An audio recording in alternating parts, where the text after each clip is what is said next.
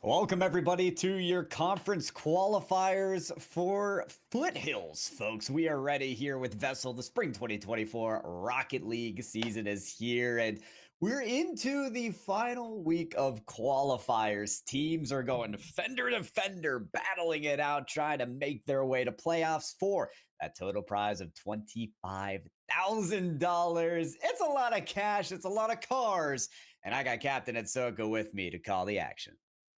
Oh, absolutely. We're getting ready to get right on into it. As again, we do have 4 games on the docket today. So let's get ready to see who we have getting ready to go head to head to try and punch their ticket to regionals. Here we go. We are going to have a Yadkin in game number 1 taking on East of Forsyth. Game number 2 is going to be Carver versus Mount Tabor. And game number 3 will be J Reynolds versus West Forsyth. And then finally, it's East Forsyth again taking on Carver. Forsyth this, Forsyth that. We're getting them all day long here, and I couldn't ask for better. Those 4 matches on the docket for today.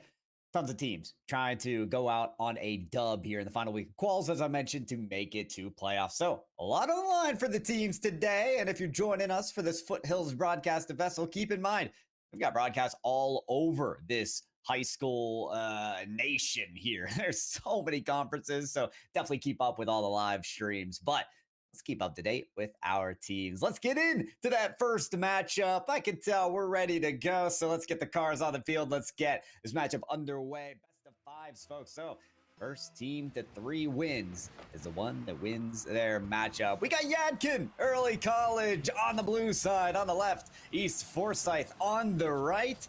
And Cap, we got Rocket League to go. Yeah, that we do. Meanwhile, you do see it is going to be Yadkin Early College to take control of the ball inside of East Forsyth territory, but hold the phone. Here comes Heroic, looking to go off the backboard, looking for a read as that 50-50 goes out and towards the side. G-Money, Pigeon on top, boost in the tank, but can't seem to get a read as that one is going to go down and by the wayside. First of all, shout out to the drip, okay, from G-Money. We love the pigeon, we love the flag, we love everything. I did love that save attempt. It was almost there. Tried to get the save, but they did manage to pull it away. So they're trying to dampen this attack from East Forsyth in whichever way they can. It's a little ball chasey, but it's getting the job done. Yeah, that it is. Meanwhile, you do have Link. I think that's what it read. Sure. But regardless, the passes are going to go up high, and Saab Shook not able to connect there. As now we're going back towards the side, and it will be Chi Chopper trying to get this pass out here. Is now going back and towards the corner on the side of East Forsyth, as this one does go up high, right back down to mid, and no one able to connect there in order to put a shot on. These are these game 1s that are just so tense, right? Nobody's scoring. Nobody's finding the back of the net. East Forsyth, you're getting very, very close. I mean, they're chomping at the bit here. They're knocking on the door. They're ready to barge in. But on the other side, Yadkin coming just as close as that ball comes across the face of the goal. It's moments like that where you gotta wonder, at what point will we see that first goal? Well, you get it right there. It's Link for the first. Yep, that it is, as they are able to capitalize on an unfortunate double commit coming from the side of Yadkin. But it is about time we get our first goal on the board. Nearly 2 minutes of play gone. East Forsyth are going to take a 1-0 lead. And already, I think for Yadkin Early College, there's a couple eyebrows raised here, right? A lot of the time, they are on the back foot. And as you so elegantly mentioned, Cap, it was that double commit that kind of teased out the defense from Yadkin and released them from making a follow-up save. So how do you get that chemistry to build? How do you get the comms firing on all cylinders so that you can make sure there is cohesion on this Yadkin team? I mean, right now, it's all going to be about communication. That's what it comes down to. Like, a simple "I got it" is going to be able to communicate to your teammates that they should probably leave off the ball instead of going for it. So again, it doesn't even take a lot of words.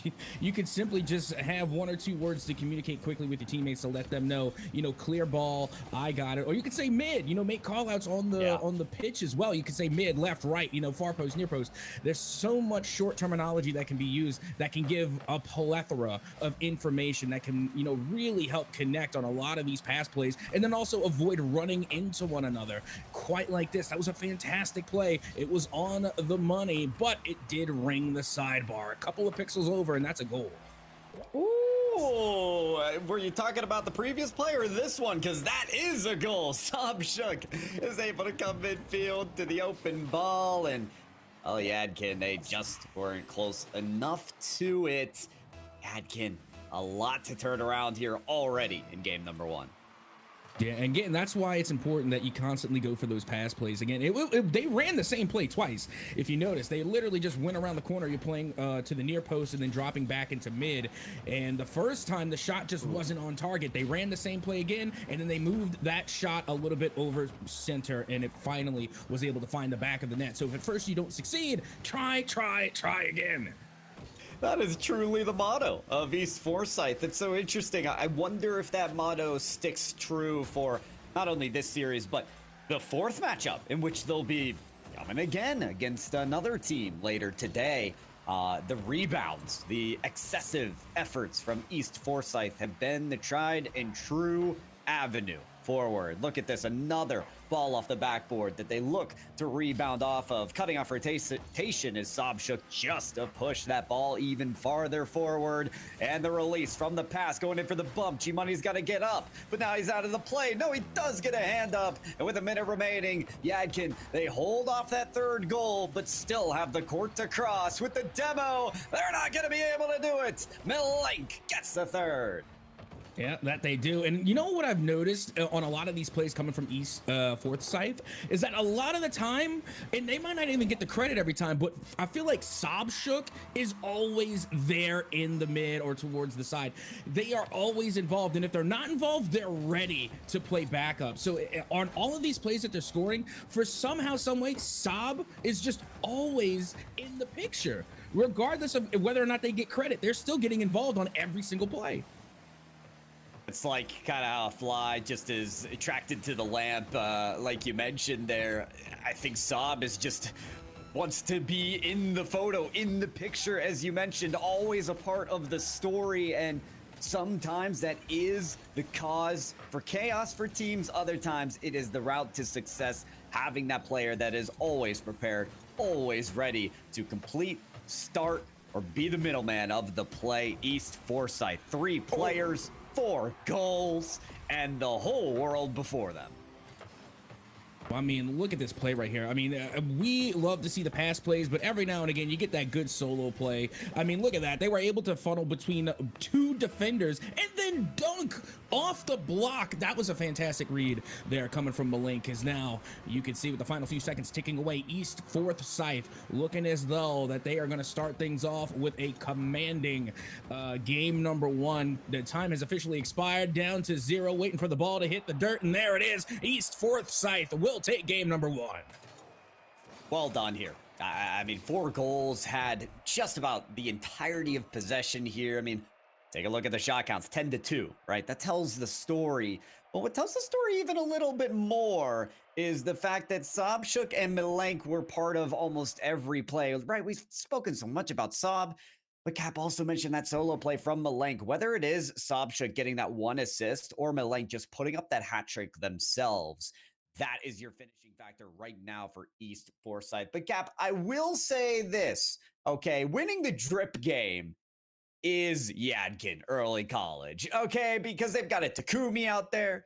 They've got another car with the battle bus wheels. I mean, unfortunately, style points doesn't translate to the scoreboard, but I respect it. I mean, it's definitely noteworthy for that. But speaking of which, we need to be heading right into game number 2, so that way we can continue on chalking up the points, style points and hustle points, and all the other points included. Let's get ready to head into game number 2 to see if Forsyth can continue to build upon the momentum that they managed to garner there in game number 1. A lot of great plays being made, and also got to give a big shout out to Milenk there. I mean, we did talk about Sabshuk being involved in a lot of those plays, but Milenk came through from that match with 100% goal participation. It's effectiveness. Straight up, it's being a part of the play. It's doing what you need to do.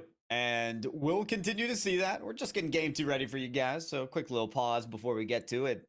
I think you might be telling the story not only a game one, though, Cap, of maybe the rest of this match, because in these high school matchups, you don't really know how teams are going to face up against each other. You get a plethora of skill taking the field. And when you have a player like Malenk, who seems to showcase more consistency, I would say, than most players on the field right now, we could be looking into the crystal ball. We could be seeing the future right here of really what game two is going to look like. But no more fortune telling, folks. Game two, it's right in front of your eyes.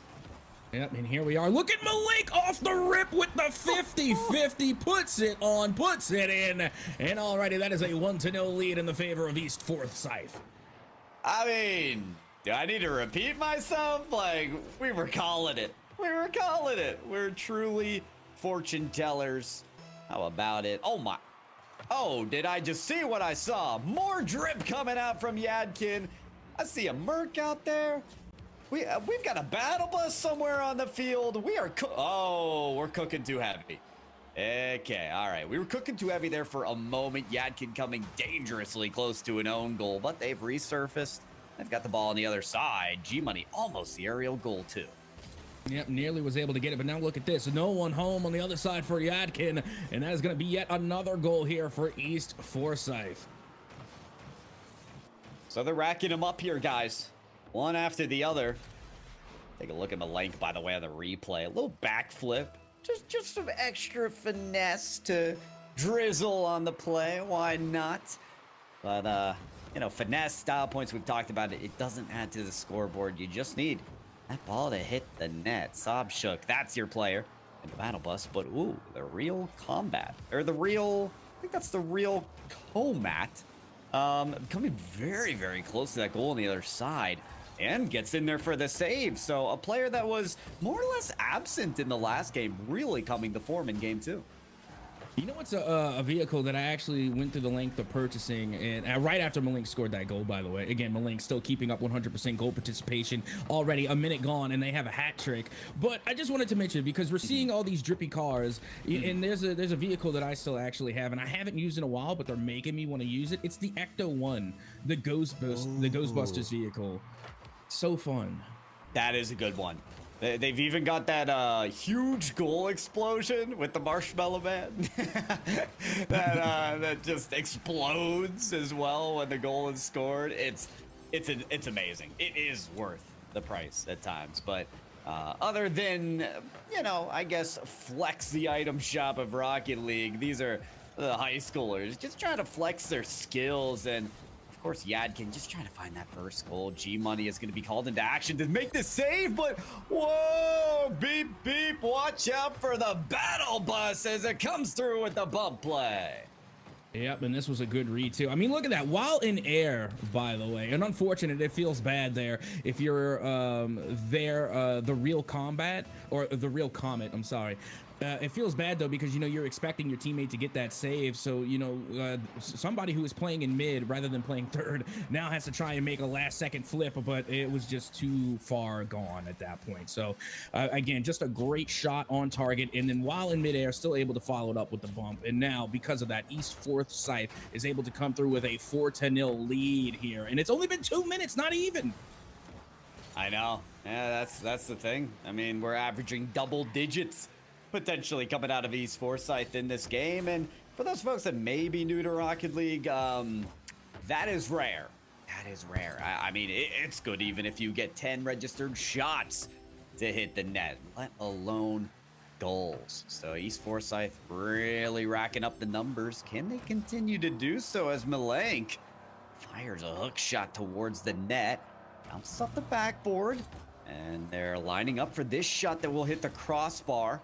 Follow should come through for East Forsyth as they work this up the wall. Hero might just leave this for a teammate. Uh-oh, clear miss from Yadkin. It's a free ball for anyone to take, and it's the real Comet to pick it up. Yep, that it is. And now here we are just about at that 2-minute warning. We are past halftime here, half of regulation gone, but at least the bleeding has stopped temporarily.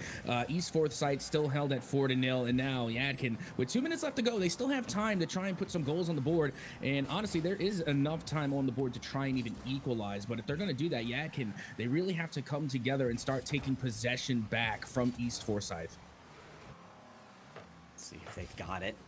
It starts with possession, but you've obviously got to finish with the goal as well. Malenk holding this in the corner, driving, careening up the sideline. See if they get that midfield pass as well. Yes, they find Hero. Oh, Hero loses the ball. It's a great game of catch-up that Hero plays, though. You know, you make the mistake on the ball. It's kind of like in basketball. You miss your shot, you work for the rebound. You try to get the follow-up. You try to get back on defense and block the next shot. And you can tell everyone from East Forsyth, even if it's a Hero who doesn't have a goal yet, they're ready to be in the action wherever necessary. The 4-goal lead kept up all the way here to the final minute. And here we are at that final minute, still a 4-0 lead in the favor of East Forsyth, and they are continuing to keep pressure and possession onto Yadkin. Now you can see it is the real Comet trying to break through here, but they don't have a lot of boost left in the tank, or none at all. As meanwhile, you got Saab going up high in the battle box looking for the back of the net, and that was a great save and clear. Not even sure if they got the credit for it, but my goodness, what a recovery coming from Yadkin. Really nice recovery there at the half-court line. Yadkin, what's it going to be? Is that first goal going to be found? Bill Comet, next behind this ball, lunges across the stadium, but that was almost in enemy territory. The Lank had a piece of that ball. Sobchuk on the battle bus. Not quite enough. 15 seconds, and this result's confirmed for game 2, but Yadkin still pushing.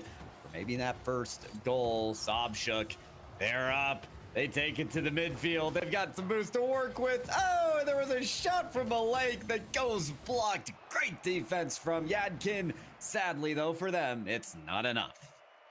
Nope, it doesn't appear to be. Meanwhile, East Forsyth are going to continue their dominance here in this series. But it was interesting to me because in game number 1, East Forsyth, they were bringing the physicality. They were bringing the bumps and the demo plays, and they managed to come through with 3 demos in game number 1. Only one of them in game number 2. Meanwhile, you look on the other side for Yadkin, and they got all the demos. They got 4 demos to their favor. Meanwhile, the shot count, once again, looking a little one-sided. The spread was still at an even 8 shots. You got 9 shots coming from the side of Forsyth, and then only 1 from Yadkin. But still, we're still looking at Malink here. Malink has been the spearhead of the East Forsyth offense. So right now, if you're Yadkin, the question has to be, how do you put an end to Malink?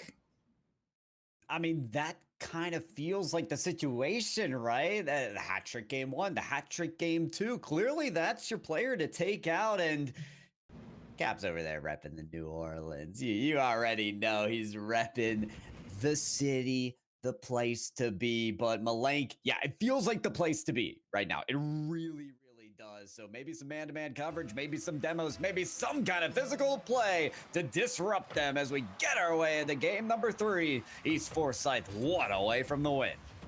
Hey, all these student athletes here get to show off their school spirit. I want to show off a little bit of mine for the University of New Orleans. Malink, though, is going to be putting on again for East Forsyth with only 10 seconds gone. They find the back of the net off the pass from Sobchuk. And I've got to be exclamatory about Malink's shot as well, because they turn to their underside just to get a little more velocity and airtime on the shot.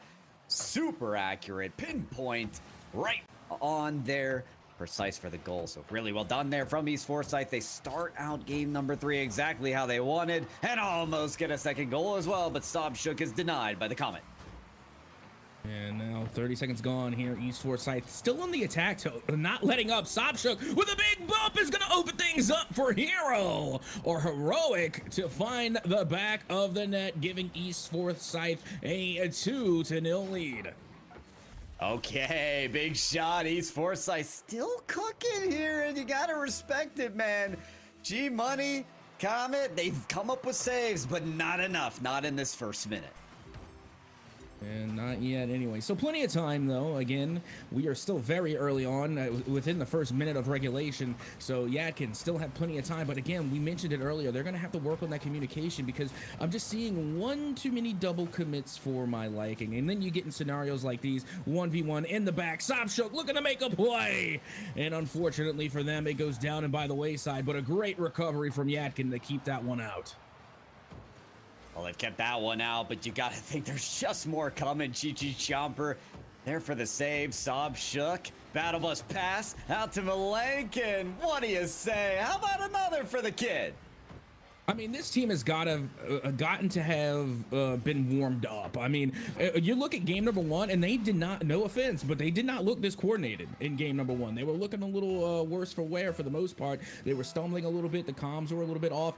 But ever since game number one, they have just been getting better and better with each game. And now you can see they are really coordinated. They're finding these passes, and they're finding each other in the midfield. And that's so important to have that midfield presence and being able to connect with your teammates. So that way you can make plays like that happen. And now because of that, they have a 3-0 lead. And like I said, they're only getting better with time. As usual, Caps just spitting facts. The teamwork is really the dream work. Hate to be that cliche, but it's a saying that's there for a reason, and it's being showboated by East Forsyth. Sobchuk looking for Malenk once again on that backboard play, but Yadkin actually have a great look here on the aerial play.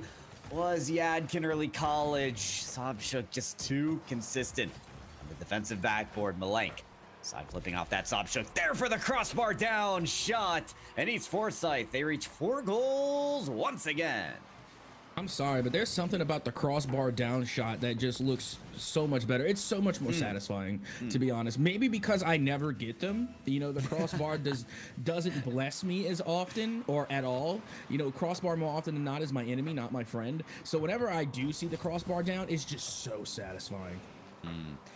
Yeah, I'm with you. I end up getting the unfriendly roll as well, but I gotta turn my head to this shot right here. Yadkin early college on the board as the real comment has a fantastic read off the ceiling.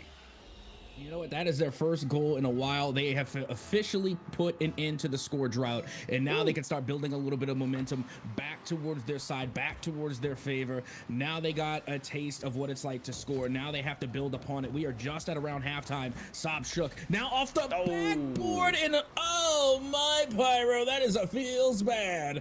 That's devastating. That hurts just about as hard as when your younger sibling blows out the birthday candles on your birthday. What the heck? That's not how it's supposed to happen. Yadkin on the own goal, and that's just as they score their first. And if things haven't gotten bad enough, they just get worse. Yeah, not only that, I mean, look at that, 6 goals, and we still haven't officially hit halftime. We're 1 second before the half, and still that's 6 goals for East Forsyth. Is now they have a commanding lead, and at this point, you know, you really just have to keep the ball away from Yadkin. You have a dominating lead. I mean, you can build upon it if you want to, you know, do it for the memes, go to Brazil if you so choose. But really, at this point, it's just about clock management.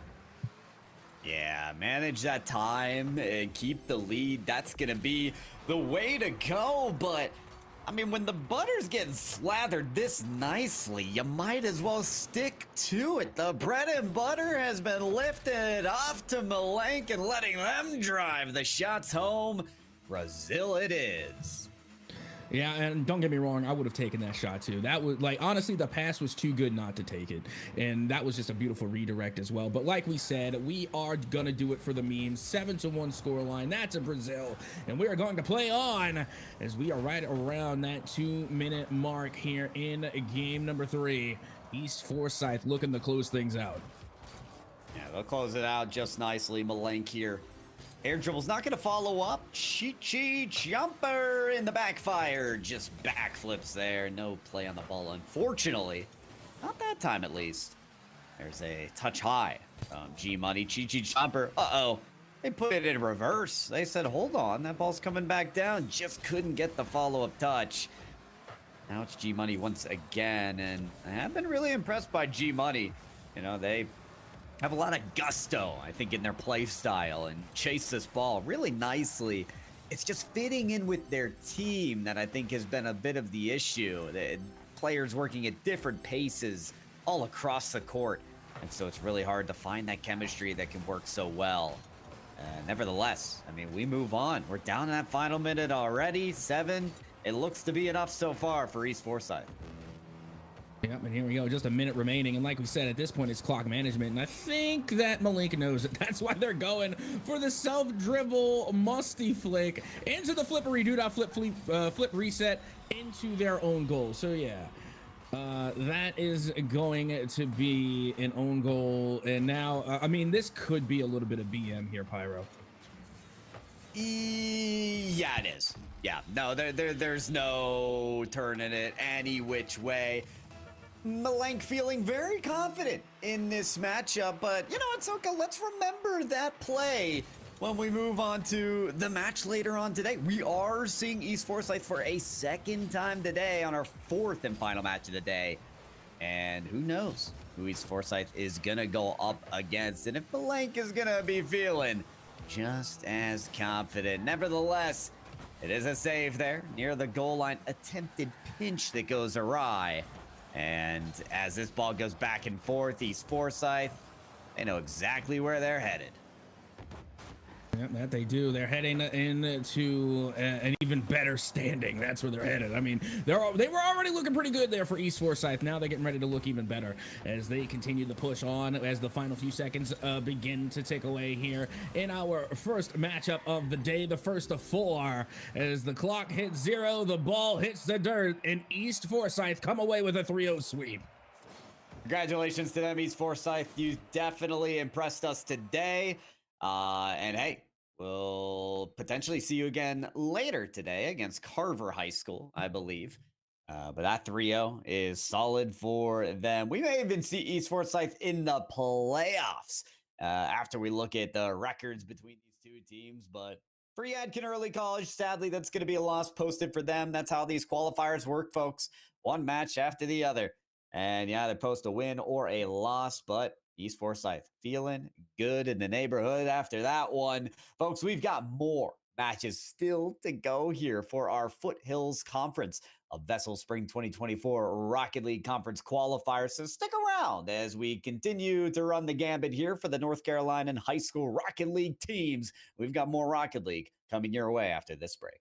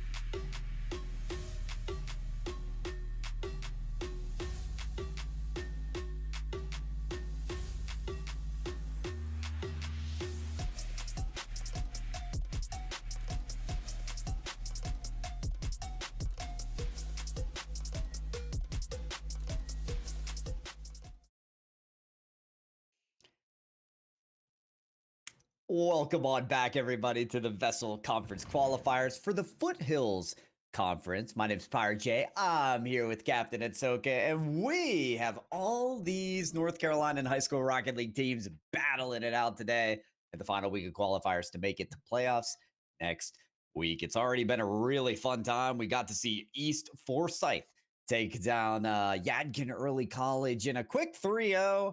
That was our first match, as you can see right there, but we're dropping it right down to match number 2, Carver and Mount Tabor. Cap, any first thoughts on this? I don't think either of you have seen these teams, so we kind of got to go off of some loose information here.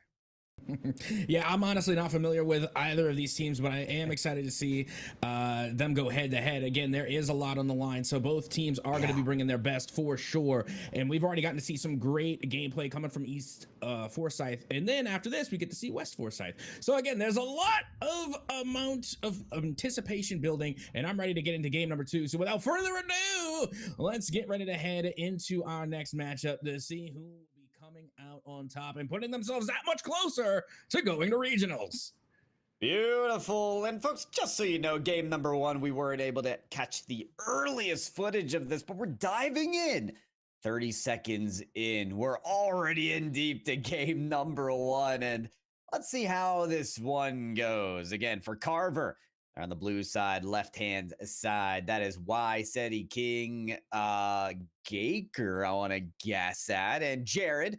Meanwhile, on Mount Tabor side, how about you, Cap? But I'm only seeing 2 players, Bummy and Ebola Ethan. I think that's Ebola Ethan. I think that's what the name is supposed to be. Oh boy. But regardless, it's going to be a Bummy who's going to be able to score first. And regardless of having a player down or not, you know, Mount Tabor, they're going to be on the board first. Hey, all credit to Bummy and Ethan. I mean, these guys working hard to make this 2v3 work. I'll tell you what, Captain Atsoka, I've been in a 2v3 every now and then in ranked, and I've actually won a couple as well. Like, there is truly a way, because 2v2 especially is so popular in Rocket League, even the pros play it constantly, to make a solid rotation out of 2s and really surprise your opponents. And it appears that that's what's happening. Mount Tabor in the lead by 2 with a goal from Ethan. Yeah, you can already tell that Ethan and Bummy have definitely worked in the 2v2 area before, because they, again, are playing the rotation perfectly. Again, to remind everyone out there, 2v2s and 3v3 rotation, 2 completely different ball games for the record. Oh, yeah. I mean, you might think that it's similar, like it's just Rocket League, but no, I'm telling you, 2v2s and 3v3s are 2 entirely different beasts of burden, okay? Especially when it comes to rotation. You got to have a lot more trust in the 2v2. Yeah, especially because if you break that trust, if you both dive in for a shot, guess who isn't there for defense? Your third man. There is no third man. So it becomes very complicated for Mount Tabor, where in a situation, especially like this, if you're up 2-0, you kind of want to hold it down on the defensive line. And if you get a free counterattack, well, heck, go for it. But otherwise, make sure you've got your transition defense set. You can see that as Ethan chases this ball down from Yadkin. Jaded is trying to hold on to this ball, but struggling to do so, as Mount Tabor just going to flash right back.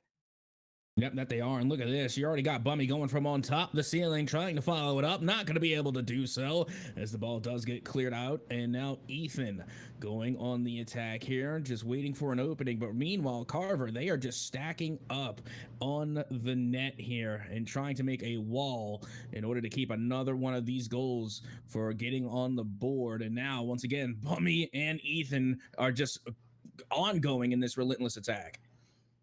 They are. And notice how Bummy is going ahead, you know, taking the shots, rebounding, solid effort. But then Ethan was fine to play, just kind of full-time defense, right? And I think that's just a smart strategy for this team right now. Make sure you can defend any shots that come out of this 3-headed Hydra of Carver, especially a shot like that. That's going to reach the corner. Mount Tabor trying to stay on this, and there's a tough read off the backboard that could be followed up by Carver, but Mount Tabor, once again, first on it. Jaded, it's a good pass to the mid. Y said he does take a shot that's going to find itself wayward. Jaded turns into it, but it's off the mark as well. We're learning more and more that Carver, they can amp up this pressure, and if they put something on target, they'll actually have a good chance. One on the board for Carver.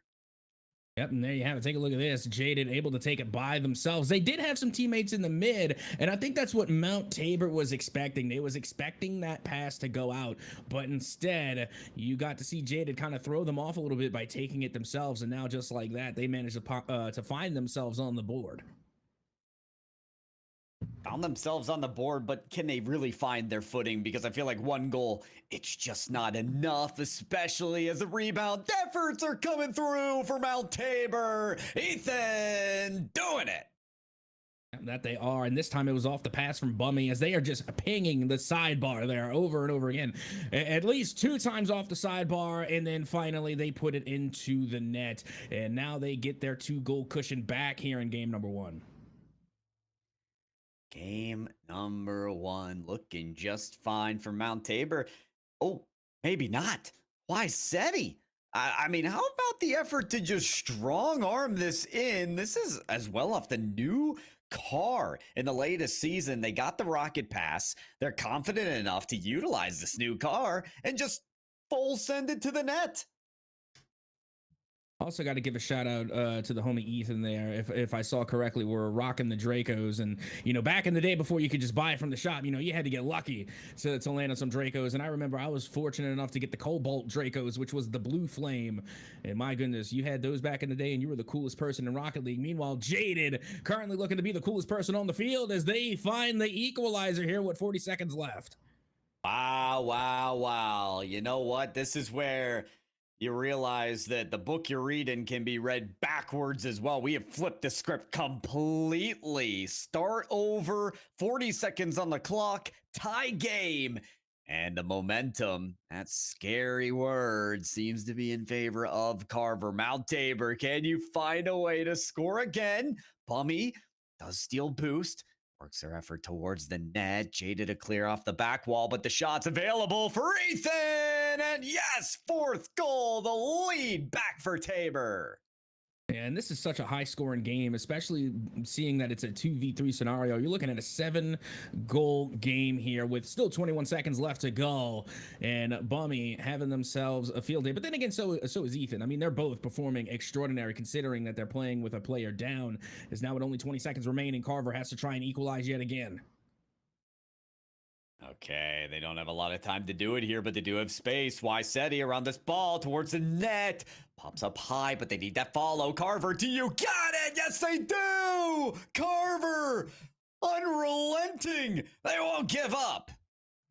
Absolutely not. Jaded refuses to go down in this 2v3 scenario. They have the advantage, they know it, and they're going to make the most out of it. I mean, granted that they were looking a little worse for wear in the beginning, but now it seems like they have become acclimated to this 2v3 I guess matchup, because it is a little unorthodox to say the least, but now it seems like they have found the formula.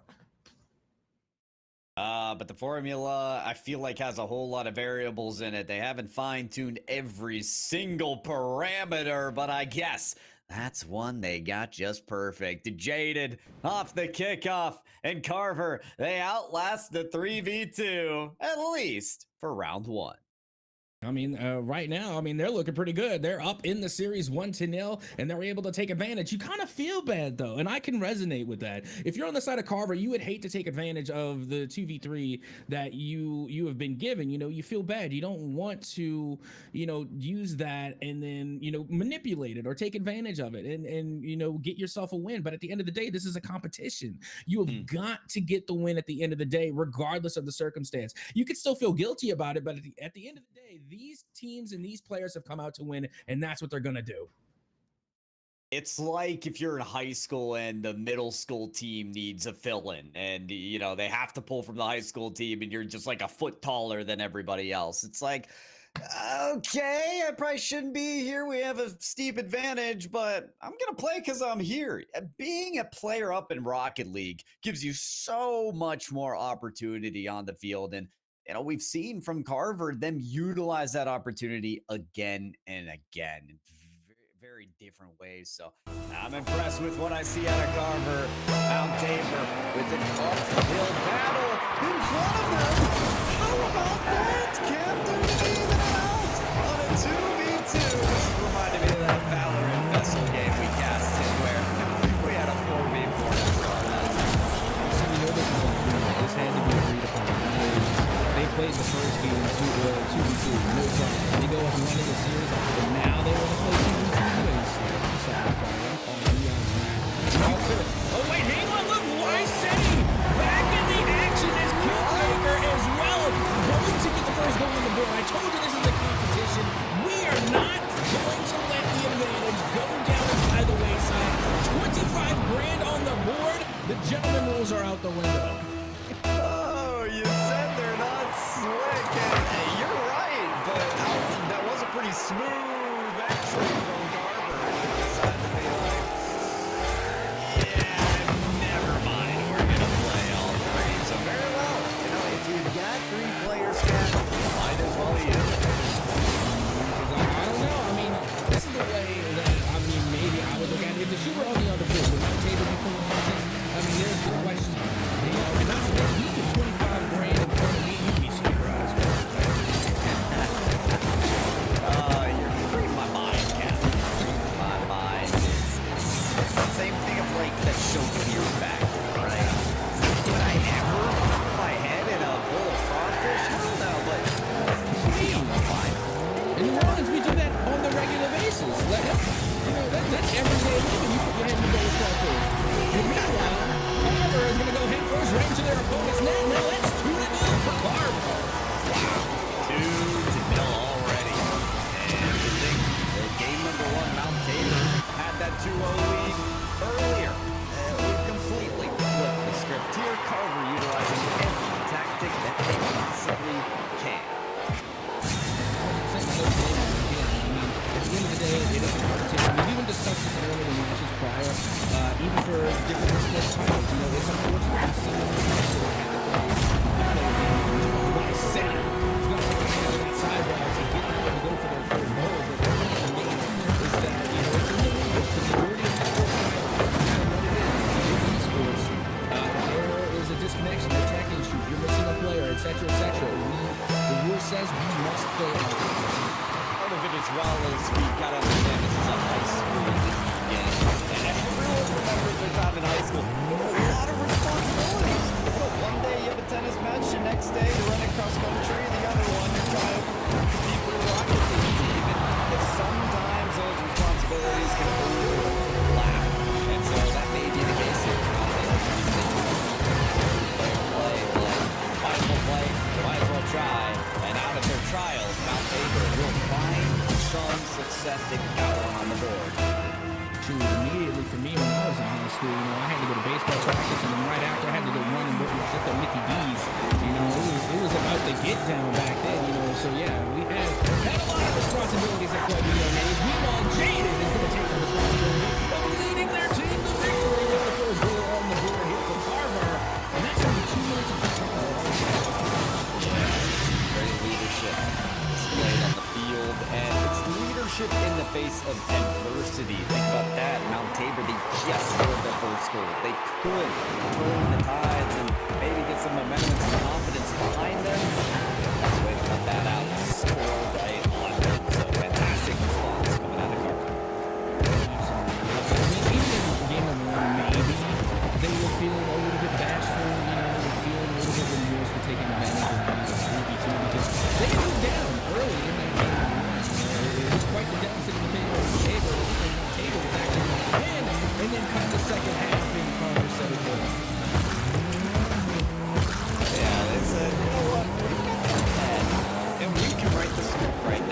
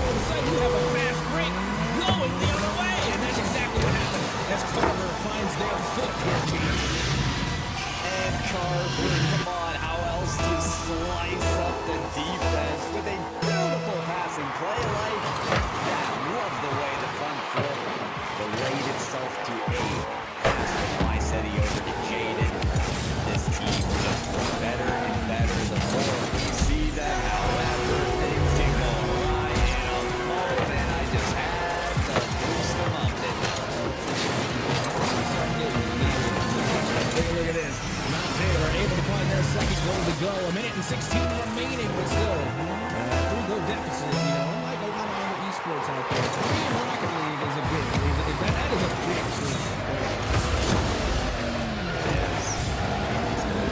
Tough to stack up. In a minute's time. All right, well, there's got to be some serious efficiency. Now for Mount Tabor, that's only up to 2 players. Make it even worse. A 4-goal deficit. Again, your mind just starts to drift off to game 3. Exactly. I mean, 3 goals is bad enough with just a minute left to go. Now you got 4. I mean, think about it. You know, in football, 3 points, that's a field goal. In basketball, that's a shot from the 3-point line. In Rocket League, 3 goals? Yeah, that's some good. You got to put it. Probably there was a way to get double points. I don't know if you like. However many times you hit it on the backboards, you know, triple tap, triple points. Let me keep my 1-point praise. Oh my goodness, but regardless, here we go. Another counter attack on the way. And it is going to bring up the crossbar. Just over 30 seconds. And I mean, there's really not much to say. I mean, Carver once again not going to allow you know, this 2v3 to deter them from getting it. Once again, I want to see, like, it was almost like a WWE spectacle with King, like, entering game 2 15 seconds in. I want to see the same display from Mount Tabor. They had their third player in game 3. Just out of nowhere, they suddenly got it. Yeah, just play the music, have an intro in, some glass shadow, you know, have them bringing in like a whole light show, fireworks popping off, you know, the whole 9. Here comes the third player from Mount Tabor running in with a steel chair. But regardless, this is going to be our breakdown here, and clearly it is going all in the favor of right now. I mean, of Carver. There's really not much else to say. The stats tell the tale, and you know, at the end of the day, the big stat is 3 players versus 2 players. That's the biggest stat on the board right now. That's the one to pay attention to at this point. And you know what, Mount Tabor, you started out the match scoring and not allowing Carver to score at all. So there is that lightning in a bottle that you captured at one point. There's that rabbit in a hat, that magic that you were able to produce. It's just about finding it again. It's somewhere. We saw it, but it's been hidden for so long. I'm still holding out a little bit of hope for Mount Tabor to bring this series back in their control. Kick it off, game number 3, and when is King gonna pop out of nowhere? We'll see. I mean, right now we do have the 2v2. Big open out here for Mount Tabor. Jay to be right and get the save to clear it away. And you know what we actually really good to see is that we try to play out this 2v2. As soon as the game starts,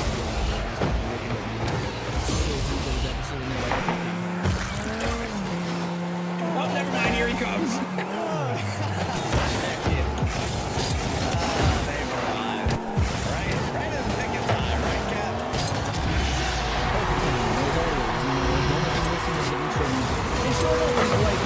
Seconds after King enters the matchup. I mean, they had nothing to do with this play.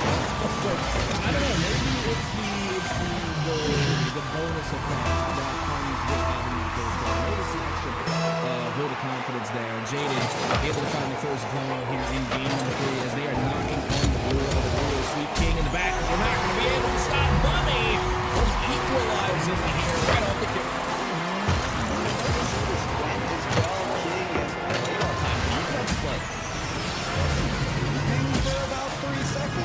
Reacted a little too slowly on that play, so there you go, Mount Tabor. There's at least one route to success against Carver, and that's just taking them off guard.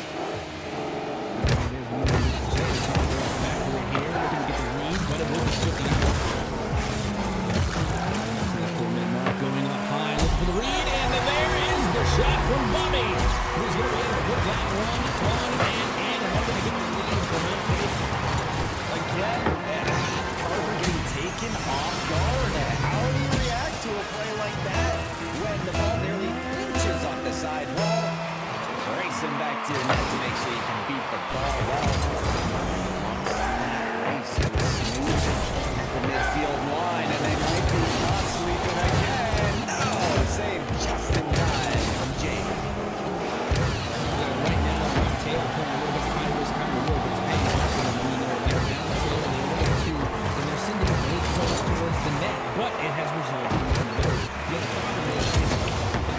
particular, that is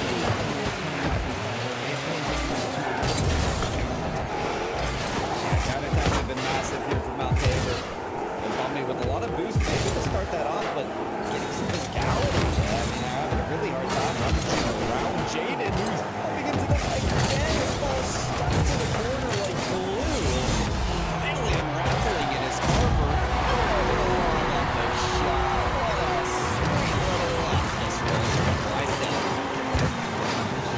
Great pass, also from Jaden, just like 50-50 to look at them back and towards the mid, and then the floor from the city to tie us back up. 2 goals apiece, 3 minutes and 12 remaining. And Carver looking at the sweep here while Mount Tabor struggling to stay alive. Imagining the high school hallways filled with the announcement, the sound of an announcement. Okay, player 3 from Mount Tabor, please report to the esports center. Your team, they need you now. The third player, King, has popped in time and time again for Carver when they needed the most, but for Mount Tabor, without their reinforcements, they be caught dry here. We're reaching that halfway mark of game number 3. The game is tied up, and Carver still so well set to win this. However, it's chaos on the goal line. Just finding the save, though, is Carver. We love chaos. Chaos is where the goals come from, to be honest. When things are the most unpredictable, that's when you know they're about to be good. Granted that, they managed to battle it out, but with the counterattack, look at the shot. And that one will go in from YC as they're going to master the chaos and get them to a head goal from behind. He said, see ya later, Mommy and Ethan. So we'll see you if you even make it to playoffs. That's where they're trying to go in this final week of qualifiers. The Foothills conference ball still going on. Still final week, folks. 4 teams move on with their top 8 of their conference. They on to playoffs. That's exactly what they're vying for. In those playoffs come May. Now, still involved in both of these teams, still stuck in the midst. Game number 3 they are. Mount Tabor. They're able to line up 2 goals, and that third still yet to be found. The 4th, very close to Carver, but Ethan ducks Jaden on the effort. And again, the more that you watch, the more that you can see how they were because we already talked about Mount Tabor, how they are so susceptible to a counter-attack from the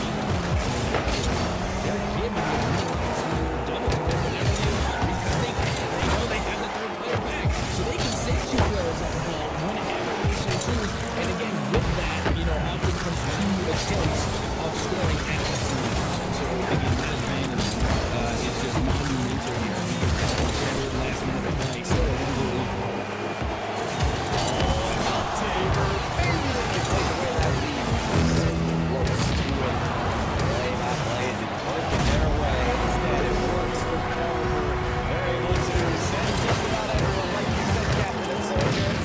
Almost like the invisibility act that we've seen in this game lately. It's like they're playing 2v2, but they've hacked the 3rd player into the game. And with all that offensive power, they've worked up a 4th goal. it's also, if you get a demo on top of it, you turn the 3v2 into a 3v1. And that's just the ultimate advantage right there. You're ulting at that point. Meanwhile, we are continuing to press on in our game. Remaining, and this very well could be the last game of Carver match. There you go. Mount Tabor, final effort here. Want to hang on to this 2v3 pass the Bumby straight to themselves, and love that read to kick Mount Tabor into gear. This was a great lead. It's unfortunate that we really have to try and come away with these solo plays, but again, that's even in the 2v2 game where we didn't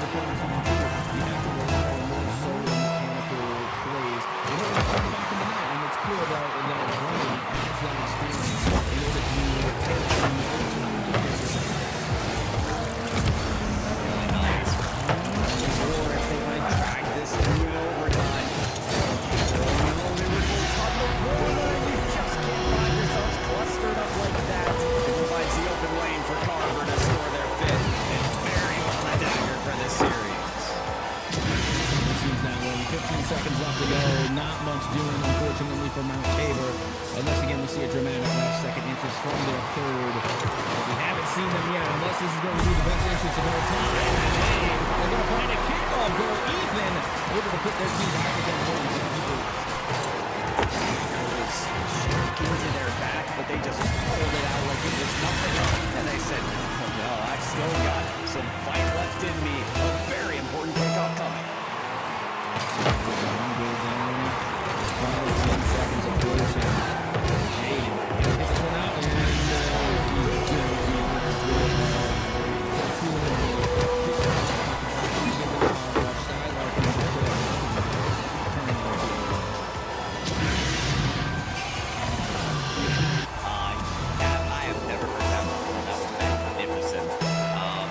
Unfortunately for Mount Tabor, that was not as good as it needed to be. And we're walking that one right into the net. Carver, congratulations. That is 3-0 3-2. Players on the field ends up winning in your favor. You've got the win under your belt. Yep, that they do. Also, fun fact, every single word that I rambled off there of my descriptors are all actual words in the dictionary. Huh. Mm-hmm. And they'd get points for Scrabble, is what you're telling me. Yes, they do. Honestly, I had somebody even discuss this with me, that poo diggery is in the dictionary. It is, in fact, a word. I'm nothing but impressed, Captain Itzoka. Almost as impressed as I was by Carver for finding that win against Mount Tabor. They obviously came up against their challenges in a 3v2. Even if you have that player advantage, it can be unforeseen territory that you're coming up against. But nevertheless, they got the win over Mount Tabor, so congratulations to Carver. We've seen 2 matches so far in our Foothills Conference showing for Spring 2024 Rocket League by VESL. Both sweeps for East Forsyth and for Carver, but what do we have next? Well, 2 more matches from our Foothills Conference. I've been Pyro J with Captain Itzoka. We'll have those 2 matches coming up right after this break.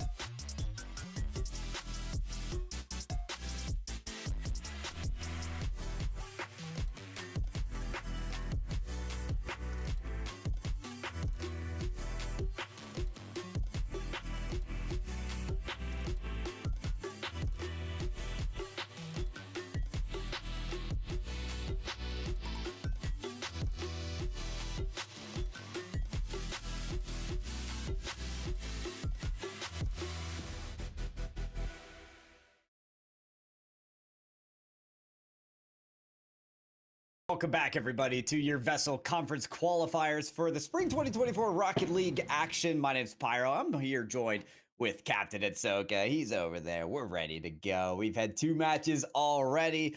Couple wins coming out of East Forsyth and Carver. And now we take it to our next matchup, Captain Atsoka. This is going to be our J Reynolds High, as you can see there, versus West Forsyth for our 3rd match. Now, Cap, East Forsyth, they were pretty good. What do you think about the West side? I mean, only time will tell. I can imagine that there is a rivalry between the two. And East Forsyth, you know, they were looking pretty good. You know, they managed to come out with a 3-0 sweep. I can imagine that they often scrim and play against West Forsyth, so they should be fueling off of one another. So I'm expecting West Forsyth to be just as formidable as East Forsyth. That's what I'm expecting, because more often than not, when you have sister schools like that, they often compete against one another and scrim often. So without further ado, let's head straight onto the pitch and see for ourselves if the West is as good as the East there for Forsyth, as we get ready to load into game number 1, going into game number 3. Love it. We're getting started here, and check it out. A little bit different this time, Cap. We had a 3v3 to start, a 2v3 after that, and we're whittling away the players more and more. 2v2 here for RJ Reynolds and West Forsyth. Is, by the way, West Forsyth with some aerial acrobatics to start. Yeah, you know, and this is pretty much what I had expected. I mean, East Forsyth was commendable, and now we're looking at West Forsyth, and my goodness, they're already, not only were they able to score the solo goal, right, but they had a teammate that was already up in the air waiting to get the answer in case they had to rebound. So again, their mechanics already are showing me that they are at an advanced level over there at West Forsyth. It's definitely appearing advanced here. Dizzo trying to work the same magic that we saw from Ethan, and that's exactly what we'll bear witness to here. It's that first touch off of the sidewall that gets past one, and it's the fake out on the dribble past the other. The aerial control matched up with that groundwork is proven to be a great combo for West Forsyth. And here we go. Nice 50 in the mid off the kickoff. Unfortunately, Scotty not going to have enough boost in the tank to follow this one up, as now we're all in the corner, everybody, as Ethan does get a little bit of a breakthrough. They're able to go up high, and they have a lot of boost to work with here. They get the flip reset, they get another, and they find the upper 90. Ethan, oh my, what a shot. Ethan, woo! How about it? The RM afterwards stands for Real Magician, because that's some handiwork done right there. 2 flip resets, 3 goals to count, and it's just the first minute. Oh, absolutely. I mean, don't get me wrong, it was a little bit extra, but I enjoyed every single second of it. I mean, that right there could possibly be one of the best shots of the week. I mean, in all honesty, getting that double flip reset, putting it, not only that, but in the upper 90 as well, being able to thread between the top and sidebar. So, you know, everything about that play was near pitch perfect. And now a little bit of the gobbledygook that we had mentioned earlier. Unfortunate. Another feels bad, Pyro. Yeah, you know, when plays like this happen, and it's going to be registered as an own goal, I like to throw a savage in the chat. Just a quick chat that says savage. Oh, dang it, you know. I wonder if that's why we've got the name Savage Scott on the field, because he's typing savage in that chat from time to time. No typing being done here by West Forsyth, unless they're KBM players. Just straight up pre-jumped plays. This time it's Ethan from the top rope coming down with a flip reset goal. Yeah, and I'm wondering if there's some technical difficulties there for Hydraid or Hydraid.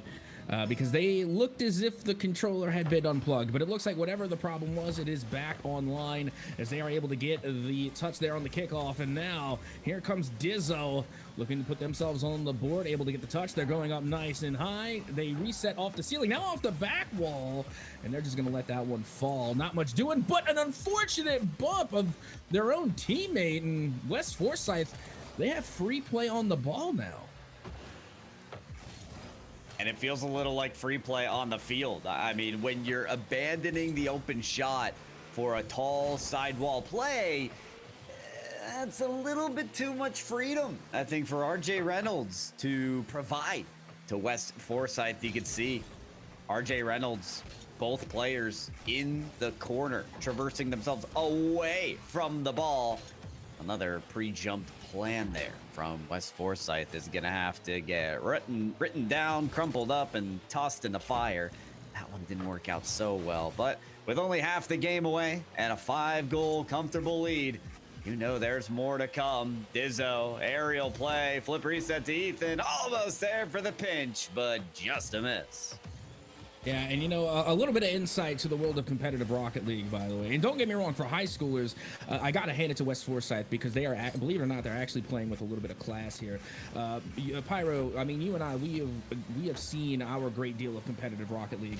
And, you know, honestly, as a former competitor, there was somewhat of like an unwritten rule of, you know, Rocket League etiquette in the competitive space is that whenever you go up 4 goals, ideally, around 4 or 5, that's when you just decide to run the clock. I mean, at that point, you have more than enough lead. You don't have to consistently keep scoring and just stun lock the game by stopping the clock every time you score.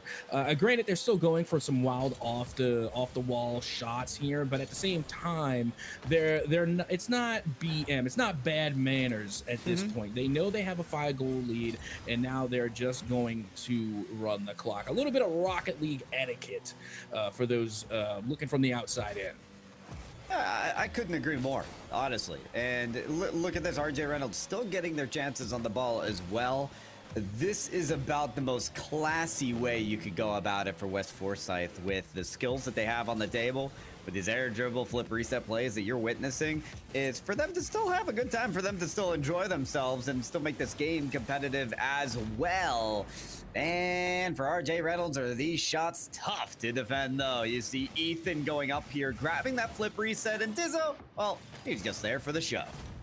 It's so funny because I actually attempted this in some casual play earlier, and I couldn't pull it off. But I was close. I was getting there, you know. And the more that I watch these young competitors, you know, do these type of plays, I think the more that I actually learn. You ever watch like RLCS or like a big competition that puts you in the mood to go play, and then all of a sudden, you know, you're having a good day. You know, it's because you watch someone good do it. And now RJ Reynolds able to get their first goal here in game number 1.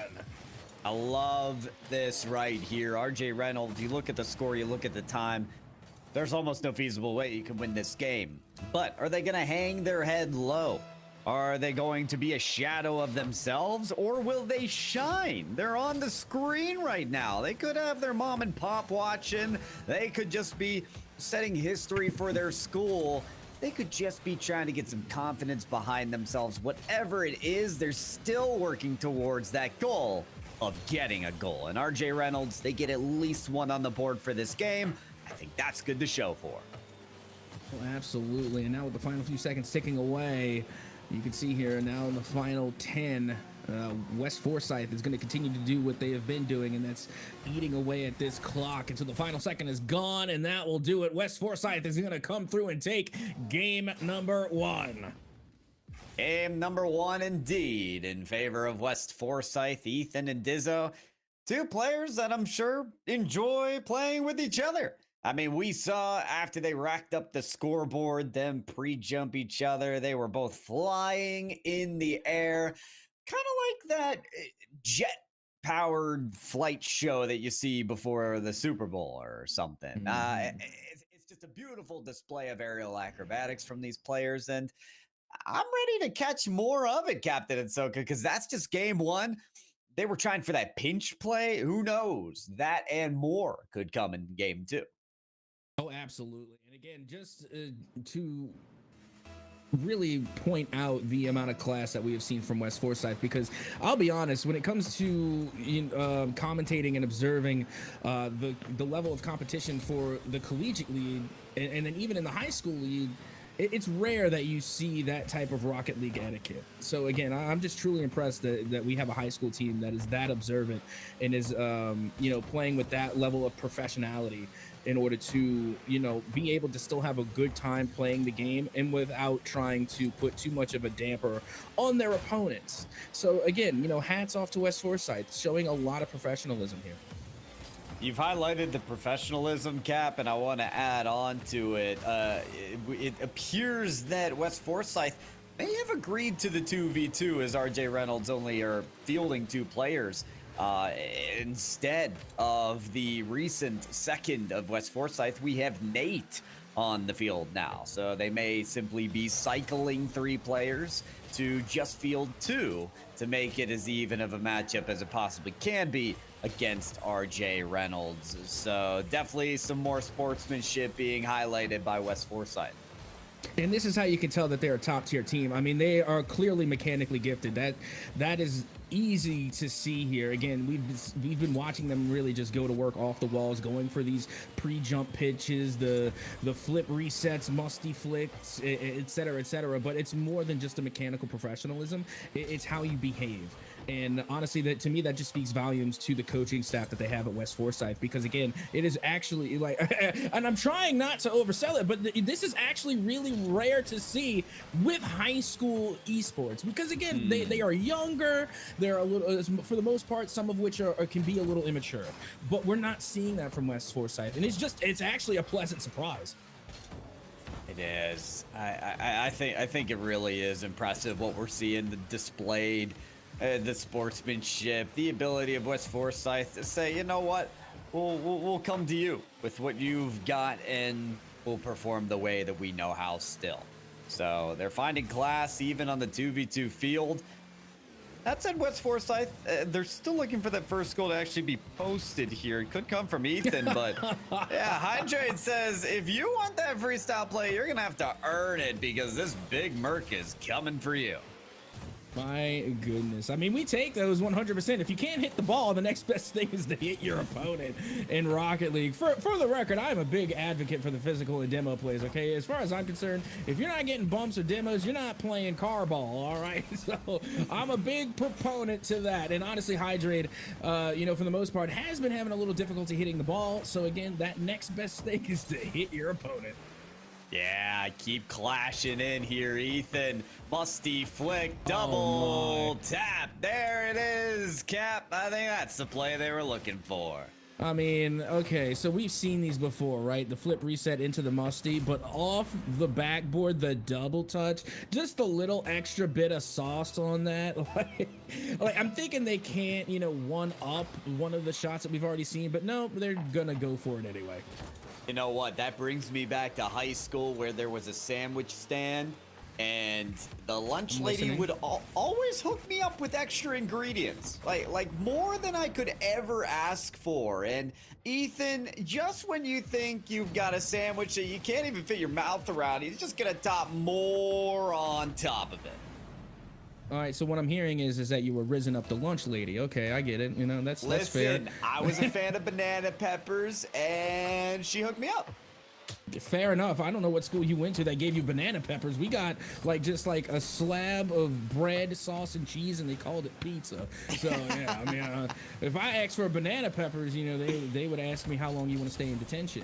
You know, how long you want to spend in detention, and then tell you what, you can draw pictures of banana peppers all you want, regardless.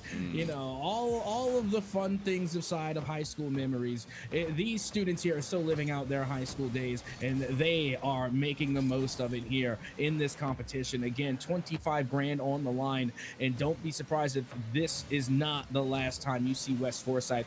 They truly look to be a commendable team, and I look forward to seeing how they progress even further still, as game number 2 is only a minute away from concluding.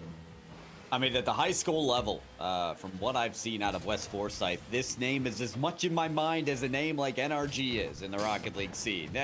No, to be honest with you, though, in the high school scene, these guys are crushing it.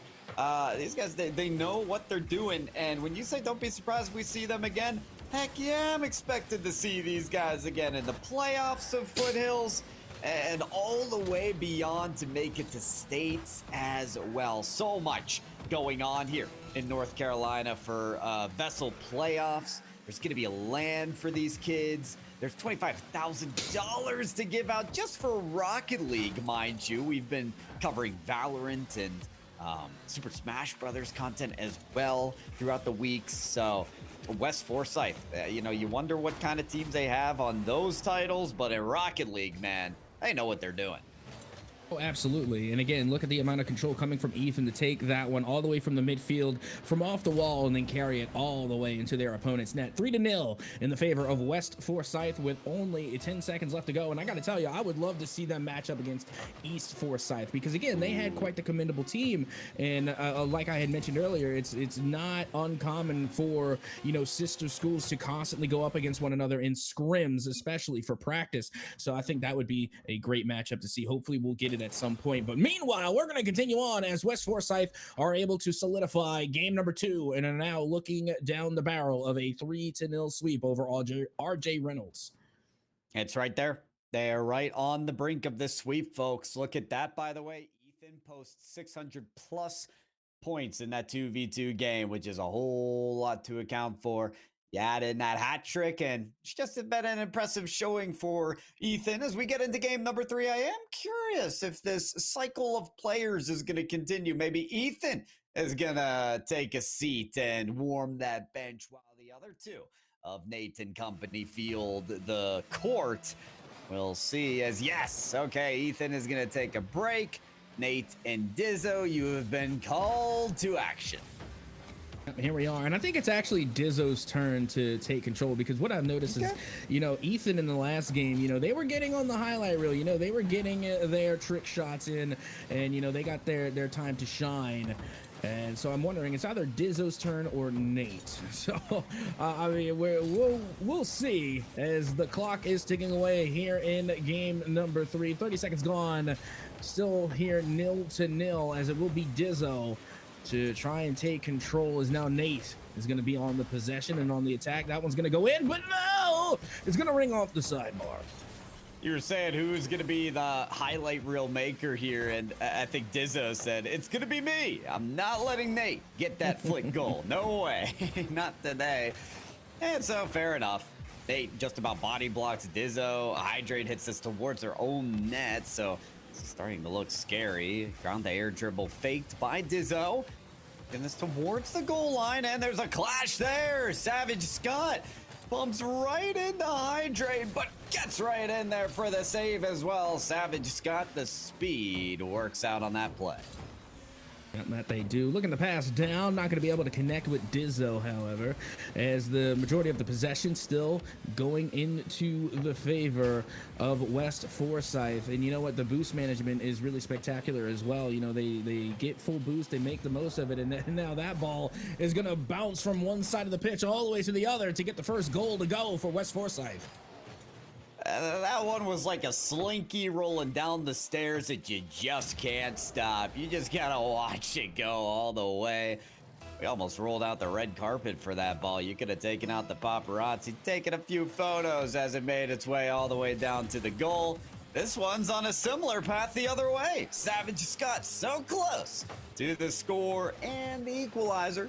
But West Forsyth, they're able to rotate around and get that save just in time. Dizzo from the ceiling, a second touch on the ball. Just won't land in the net. Very close, though.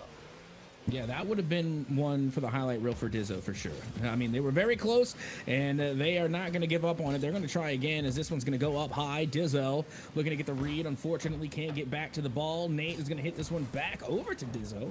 Flips it up on high. Nate with the follow-up. Gonna look for the read off the sidebar, but it's no good. And not that time around. Halfway point of this game coming up. Dizzo has another opportunity. Nate lurking beneath with boost and decides that they'll take the leftovers of that air dribble play. Oh, absolutely. Right at halftime, too. 2 minutes and 33 left in regulation, and they're going to take a 2-0 lead. Not bad at all, as now they have half of regulation to try and make a comeback there for RJ Reynolds over West Forsyth. Continue to play keep away and continue to try and just keep the ball out of the clutches of RJ Reynolds, as another one goes on to target. Dizzo is going to clear this one back out, now going the other way into West Forsyth territory.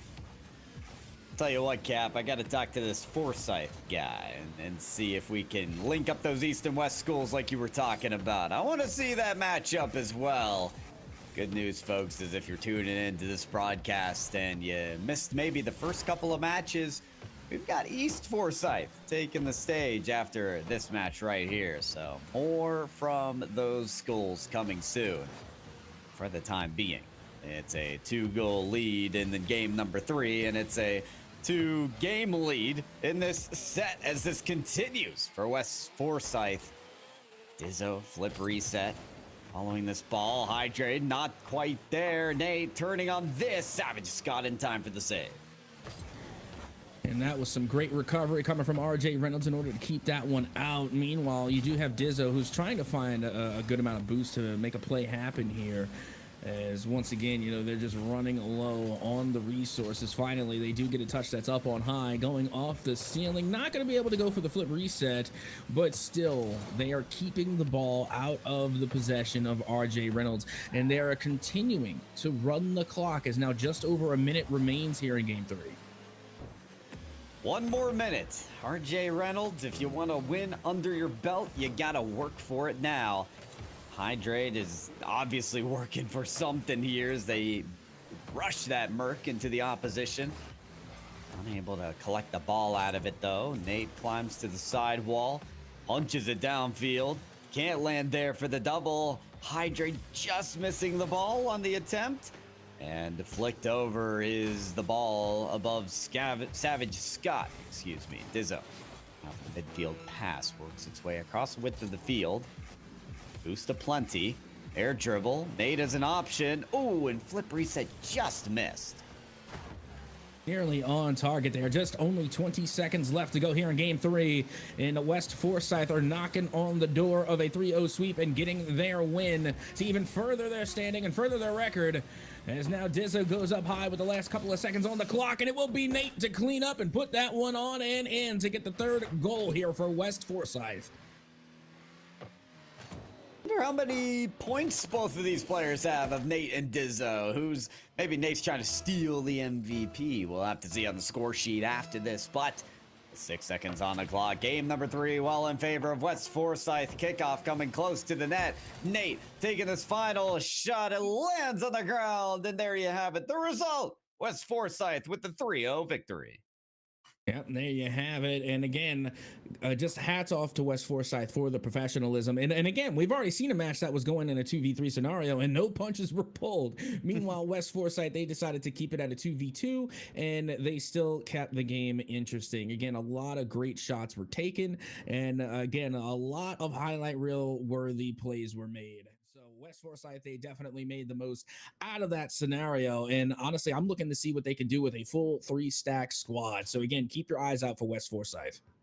Yeah, Dizzo, Nate, and Ethan, was it? I mean, the three-peat right now of West Forsyth, putting all those guys together is gonna be an issue for a lot of these Foothills Conference teams in this VESL Conference Qualifier run, but maybe even further in playoffs. Folks, our winners so far are West Forsyth, East Forsyth, and Carver.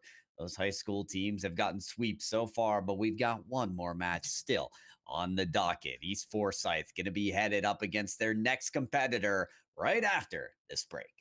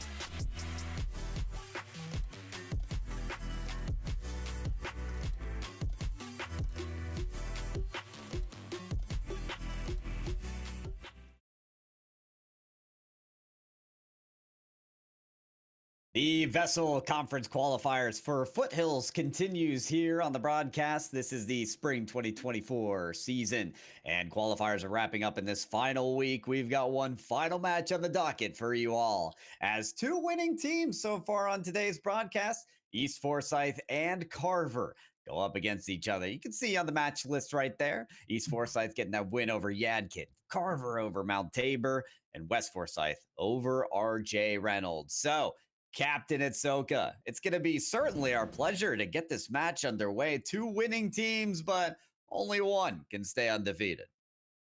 Yep, and now we get to go right back to business with a 3v3 after seeing a 2v3 and a 2v2. Now we get right back to the 3v3, which was what we all came to see, and not to mention these should be two equally talented teams. So without further ado, let's get right on into it as we get ready to head into the last match of the day here at the Foothills region, as now we got 5 minutes on the clock. Pyro J, take it away. Gladly will do. Here we go for East Forsyth and Carver, and we know a thing or two about these teams. Malenk and Sobchuk on the side of East Forsyth love to work together to pass and combine shots, especially Malenk being that shot taker. And over on the side of Carver, it's not much of the attackers, but the defenders. King Gaker normally holding the gold line, while Jaded and Wyseti charge forward. So let's see how those strategies adapt under stronger circumstances. Absolutely. Meanwhile, we're getting right back into it here, and still 0-0 to start things out in game number one. And honestly, this is a nice change of pace, because so far in the majority of our game number ones, it has been pretty high scoring, as now it will be Sobchuk to get the first goal here for East Forsyth. Look at that. It's the duo we called out early on, Malenk and Sobchuk, teaming up together for pure excellence. And you can tell Sobchuk wants to come out into this game as ferocious as ever during games 2 and beyond. In the series we saw earlier, they were mucking around in the battle bus, which is known in Rocket League as not one of the most serious card choices. This time, a sweaty Fennec to put them in the lead. Nothing like some good old finesse in order to get the job done. Not to mention Sobchuk was one of those players that often got involved in a lot of plays, but it was Malenk to get the majority of the goal participation. But now Heroic is going to find their goal on the board off of the initial touch from Malenk. Yeah, and Jaded actually got into the action here from Carver, but couldn't really control the ball. It ended up going even farther towards their net. And that just helped out Heroic on the advancement. Speaking of advances towards the net, wow, that one was close off the kickoff. It sets up Sobchuk, and East Forsyth extend their lead to 3. Yeah, that they do, and wasting no time here. I mean, just a minute and 17 seconds. Okay, I can caster math, I think. It is an impressive amount of shots being made in such a short amount of time. Now 3-0 in the favor of East Forsyth, and again, seeing both of these Forsyth teams, you can tell they have so much talent, as Malenk finds another one, the 4th goal to go, and that is within a minute and 30, a minute and 23, and they find 4. Wow, wow, wow. Malenk gliding across the field, executing perfectly on the jump from the sidewall to the flip on the ball. The angle calculated on that shot was nearly perfect, and it's setting East Forsyth apart from their opponents, putting them on a pedestal surely. Minute 30 down off the clock, a 4-0 lead, and well, at Soko, we had estimated a close match, but East Forsyth, their objective is to put that narrative in the bin. Well, let's see if they can do it. I mean, right now, East Forsyth just looking just as talented as West Forsyth, and they are just showing that they are able to find the back of the net, and that they are a team to be reckoned with here. And not only that, but what's impressing me even more still is that in the previous matchups, you know, we were seeing Malenk just be dominant. You know, they were the primary scorers. They kept finding the back of the net. They were getting on the highlight reel, but now in this matchup against Carver, it seems like everyone from East Forsyth is getting a turn on the ball. Everyone's getting involved. I mean, that's what you need from a team that's going to excel, not only against teams like the ones they're playing today, but against everyone. When they move on to playoffs, when they get to each and every stage of this competition, you want everyone to be involved. And that's so important. Heroic has even found a goal for East Forsyth today. And I'm not saying that to put Heroic down. They've been instrumental in these wins for East Forsyth, but they've played more of a third man, more of a defensive role, and less so of that striker. Now we're seeing everyone score from East Forsyth, and I couldn't agree more. The teamwork is what's really putting together success for East. Oh, absolutely, as they continue on here. And like we had mentioned earlier, you know, what we have seen earlier is more rigid play style where you have the 1-2-3 formation, but now you can see the rotation really coming on the way for East Forsyth as they are going to take the ball and push it back into Carver territory. Big demo coming from Saab, who I guess is going to play the bruiser role here for East Forsyth as they try to clear the way, but not much doing as this ball finds its way back into East Forsyth territory, and Jaded will get the first goal on the board for Carver. This is what Carver needed. Take advantage of the leeway given from East Forsyth and make them pay. Counterattack goes their way from Jaded to lessen the lead a bit. 4 is still tough, but sometimes that first goal can open the floodgates. Let's see. I mean, we've got a minute and 45. If anybody's going to do it, it's going to be Jaded. Remember, they were the top scorer in Carver's previous matchup and definitely came in clutch in order to solidify that win. Let's see if it's not too late to try and make a comeback. A minute and 30. Saab once again taking control of the ball out from the corner. Jaded trying to get into the face of their opposition and they managed to 50 this one back out into the territory of East Forsyth. But unfortunately, they're going to have to double back. Saab is able to flip that one up. Jaded again looking to get the 50. And now it's a big, fast break going the other way. But King Gaker able to get back in time to recover. And Wysetti now keeping that one out as well.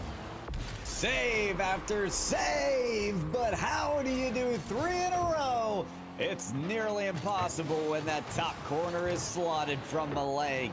Saab shook Malenk, the duo that has standed the test of time, that has worked against every challenge and produced highlights like that, show up again. Big plays being made by East Forsyth. And again, no surprise, as we had already mentioned, Malenk was that player to be the top scorer in the previous matchup for East Forsyth and also did it with a little bit of flair. So again, no surprises here to see Malenk continue to make plays like this. And now with just over 40 seconds remaining, East Forsyth looking just as formidable as they had in their previous matchup. Love I'm seeing so far from East Forsyth. At this point, with half a minute remaining, you might as well continue to exude that confidence, instill that dominance against Carver, and send a shockwave across the high schools of North Carolina, showboating that you're on top, that you have the sharpest of shooters, the best of strikers, and maybe can send their oppositions to a place we love to call Brazil. 7th goal would have done it, but it sends across the way from Carver. 6-1, more than good enough for the first win. Yeah, and there you have it. I mean, the stats will tell the tale. And one thing I couldn't help but notice that there's 3 demos on the board, and they all were in the favor of East Forsyth. I absolutely love the demolition derby, but the shot count, absolutely monumental. You're looking at 13 shots to just 2, and that is going to result in a high score line in the favor of East Forsyth. And another that is really interesting to see is the amount of assists. I mean, you got 6 goals in total, and that is off the back of 5 pass plays. Only 1 solo goal came through there. And once again, that's just showing the amount of rotation that everyone is getting a turn on the ball and everybody is getting a chance to score. Heroic, Saab, and Malenk all getting their shots on the board. And the stats, they're just looking really good over there for East Forsyth. And it bolsters the narrative that you've been discussing here, Captain Edzoka, which is that the teamwork right now from the winning team of East Forsyth is on par. 5 of 6 goals being assisted is honestly pretty rare for that high scoring of a matchup. Usually if you're scoring that many points, it's because you've got some incredible solo play mechanics that are flip, reset, air dribble, double tapping the rest of the defense, right? But no, this is just flawless work right now from East Forsyth, a team who knows how to work together. But can the teamwork make the dream work for the rest of the best of 5? We move it right along to game 2 to find out. Yep, here we are, 5 minutes on the clock. Wait, not beginning just yet. Hold on. Okay, now it's going to tick away. Sobchuk going to be taking control of the ball, and unfortunately, it does look like one of the players from Carver is no longer here, and it's only Jaded and Lysetti. Heroic. No, not Heroic. I lose track of the third player from Carver, but unfortunately, they are not here. I'm wondering if there was a technical difficulty. Here they are. King always making such a dramatic entrance. Again, it's that WWE spectacle where you hear the music start to play, and there they arrive. So dramatic indeed. King Gaker, can the drama meet the trauma that they can impose on the East Forsyth? No, not quite. Heroic stands tall. Yep, that they do. They're able to get this first goal on the board, but once again, Sobchuk was there to send the pass out. And look at that, you got Malink trying to get in on the action as well, but Heroic got there first. They're going to get credit for the goal, and that is a 1-0 lead for East Forsyth. And Heroic's just saying, hey man, can I have some space? Can I have some chances on the ball maybe to score, please? I got one goal out of the day. Malink says, all right, fine, but let me score this doozy of a goal. He falls just short of the redirect. Nice opportunity, good chance, but more to be desired, including from King Gaker, who just gets bailed out on the goal line. Carver, still a 1-point game. Obviously, a train got off the rails in game number 1, but this is still manageable. This team just needs to lock in and stay tight on defense, especially on a setup like this. Off the backboard, Sobchuk. This was a great read all around, and this is a three-way pass play. I mean, that looks so good. The initial pass came off of Heroic, and then Malink comes through to get the second touch off the backboard. Sobchuk is there for the finish, and those are the plays that win games. It's when every single player is involved on the same play. You'll love to see the three-way pass plays. You really do. We've been talking about teamwork from this squad all day long, and that's exactly what's matching up. It's a chemistry that I haven't even studied between honors and AP chemistry that I took in high school. I never studied something like this that has been just as profound from East Forsyth. Can they be the beast that tackles the opposition, bulldozes them away, and continues their scoring streak? So funny because I've always hated chemistry in high school and early college, but 10 years later, and you know what, I finally appreciate it. But regardless, Jaded is going to appreciate getting their first goal here for Carver. Once again, in game number 1, they were also the ones to get the first goal for Carver. But now let's see if they can find another in order to equalize against East Forsyth. Just under 3 minutes left to go, and only one goal for Carver to tie things back up at 2. I mean, they'd say that that first step is the toughest. Just getting started is half the battle. Well, consider half the battle done. East Forsyth, though, could set them a step backwards with a follow-up goal here. Luckily for them, Heroic gets challenged at the midfield line. Carver bringing the tug of war just a little bit closer to their side. Yep, and this is as close as Carver has gotten, you know, since game number 1, which was a monumental lead for East Forsyth, but they're looking a lot stronger this time out. Now they just have to utilize one another as a team instead of Jaded trying to backpack the rest of their squad here. As you can see, King Gaker now from the back is going to be able to deter a shot at the cost of their own life with that demolition, and they are scrambling in front of the Carver net as Sobchuk goes up off the backboard, and Malink not going to be able to connect on that shot. Tell you what, I've loved the demos that have been enacted or taken upon themselves by some of these Carver players. Sometimes you gotta lay your life on the line for the team, right? And it's kept this ball game at just a 1-goal deficit. So far working nicely, but off the backboard, Malink almost sets up a double tap for themselves. It kicks right off the crossbar, and Carver have to maneuver this around the corner. They do that, they execute. But you can tell there's still more work to be done. They're still caught up in that corner. Yeah, that they are. And now speaking of the corner, Malink is able to pass this one out from the corner, and it is the bounce shot that will go in for Heroic. One of my favorite calls of Rocket League that I've heard is they never expect a bounce shot. And sometimes that's just true. First you go low and you got to cover the ground, but then they go high. And East Forsyth on that height, 1 out. They're shooting for the stars here in game number 2. That they are. Just over a minute to go. East Forsyth looking to put themselves onto match point. Looking for the pass there, but Sobchuk put a little bit too much sauce on it. That one was just barely out of reach. As now the counterattack is underway, coming from Carver. As they try to get out of the corner here. Big opportunity as that one does go just a tidbit too high for Carver. And that one is going to go down and by the wayside, unfortunately, and back into the possession of East Forsyth.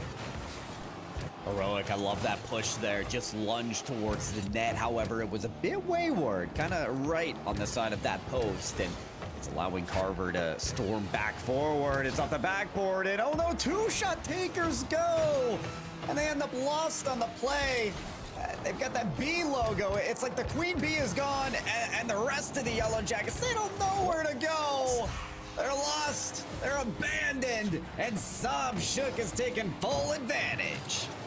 Yeah, that they are. They're able to find the opening and find the goal. Now, East Forsyth have a comfortable 3-goal cushion, 22 seconds remaining. At this point, you could focus on running the clock if you so choose, but at the same time, the old adage is that the best defense is a good offense. So if you can continue to build that lead, then it becomes impossible to stop you. As we now enter the final 10 seconds, Malink gonna be going up high, tries to get under the crossbar, bumps one out of the way, and then it's an open net for Sobchuk to get another. Sobchuk, we might need a rebrand, because you're not sobbing during this game, let's be honest. You are smiling ear to ear.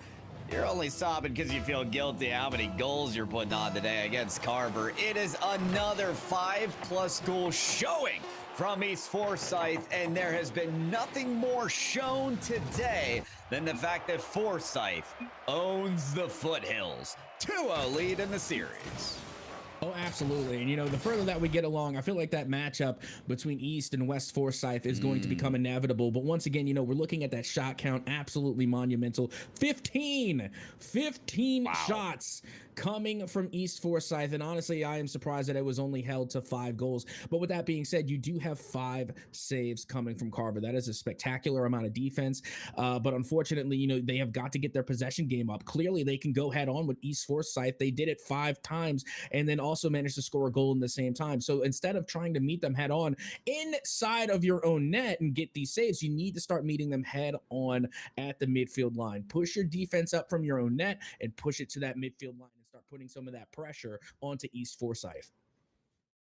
I like what you're talking about, and kind of the head-on pressure that you're talking about. And then I look at those 2 logos, the Bronco and the B, and I'm wondering, oh, do they really want to collide like that? But it does feel like maybe some power in numbers is going to help these sharp stingers, because we've talked all day about how Forsyth have the teamwork that make the plays. It might be the case that their opposition needs to do the same. So can the Swarm surmise a victory here and start to clap back?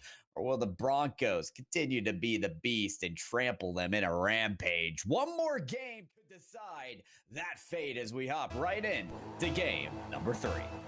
There we go. Match point now for East Forsyth. If they take it here, they will take the series, and that's going to be their 2nd win of the day. So again, that's going to boost them in the standings quite significantly, and it's going to make that record that much better and put themselves that much closer to regionals. That's where the money is, and that's where all these competitors are looking to go.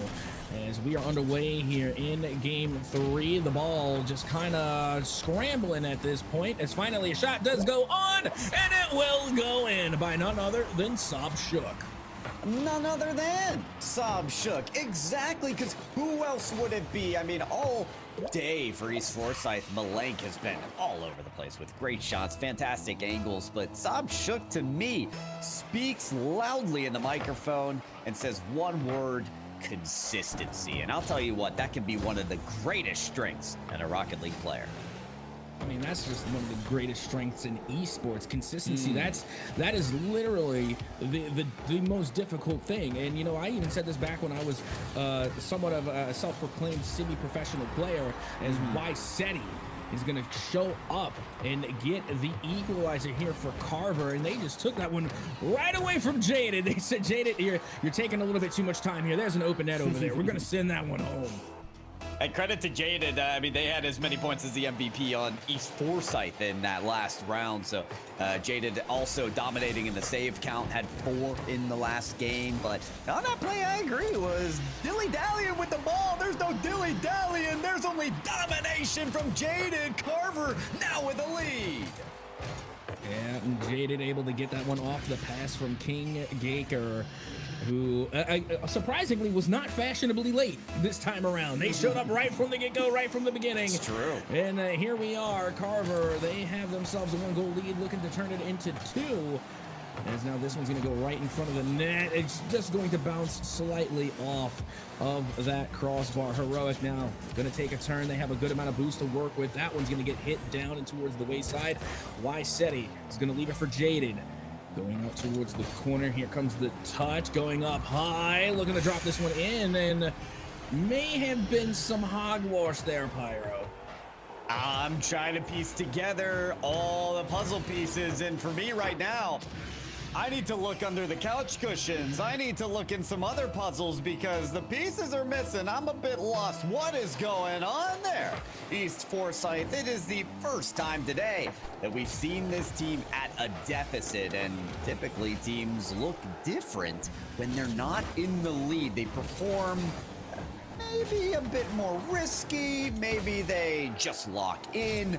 At this point in time, though, I'm seeing the opposite. East Forsyth unraveling due to the pressure. Yeah, just a little bit here, but still plenty of time. Just over 3 minutes left to go to come back from that 2-goal deficit. Again, when you're looking at the 2 goals, that's when you still feel like you're in the game. It's not until you hit that big 3-goal deficit that you really start to get into the doom and gloom of despair. But here with 2 goals, still the difference maker, I feel as though East Forsyth, they have the talent to try and equalize. They for sure do, especially on a take like that. Heroic will not land the shot, but Malank will. Collecting themselves and redeeming themselves off of the former mistakes is Malank. Yep, and they're able to get the read there and then send that one in, an absolute laser into the net there. And East Forsyth only down 1 goal now, just under 3 minutes, 2 minutes and 50 ticking away after the kickoff, as this one's going to go out towards the corner. Malink again gets a big pass down off the waterfall, but no one from East Forsyth there to capitalize.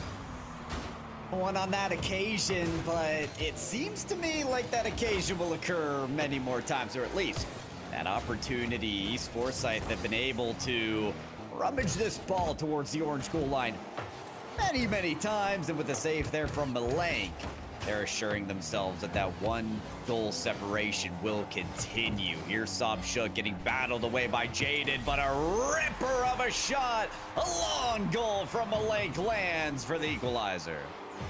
Yeah, once again, Malink able to find the back of the net here. An absolute beam all the way to the back of the net, and it's able to get the 1 hop in. But again, that also came off of the pass from Sobchuk. And just like that, we have ourselves a tie ball game right before that 2-minute mark. Pressure's on Carver. You had your 2-goal lead. Backs against the wall. It's match point for East Forsyth. How do you respond in a moment like this? Okay, Jaded's trying to get up there, but King Gaker had a similar idea. They both went up at that time. Shot off the backboard. Set up for Malank. Malank hits the post. Sobchuk. Both of them are up on the ball, but they needed to take their turn because they both strung the ball loose. Yep, and now here comes Jaded with a counterattack, but that one's going to get 50'd out here as Malank now has another opportunity. This one's going to go up high, possibly looking for the pass down, but it gets broken up by Jaded. A fantastic recovery for Carver in order to keep this ball out of their net. Time continuing to tick away, and now Malank will try again off the backboard. Sob with the follow-up, but it's no good. Not good That time around, Wysetti trying to get clearance of the ball for Carver, but they just continue to be under fire. That's a nice one, though, from King Gaker, who comes up big and allows Carver to fill the gaps. Jaden sends the ball high. Saab Shook just misses, ends up undercutting the read. Heroic, though, around the corner. Saab Shook still coming out of the net.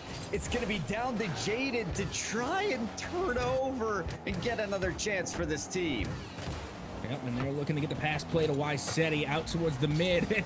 The recovery was there. I mean, it seems as though Carver have really stepped up their speed, and that has been a real big issue for them, is keeping up with the pace of play from East Forsyth, as they have continued to just absolutely be speed demons. As now Malik is going to slow things up and attack from the sky.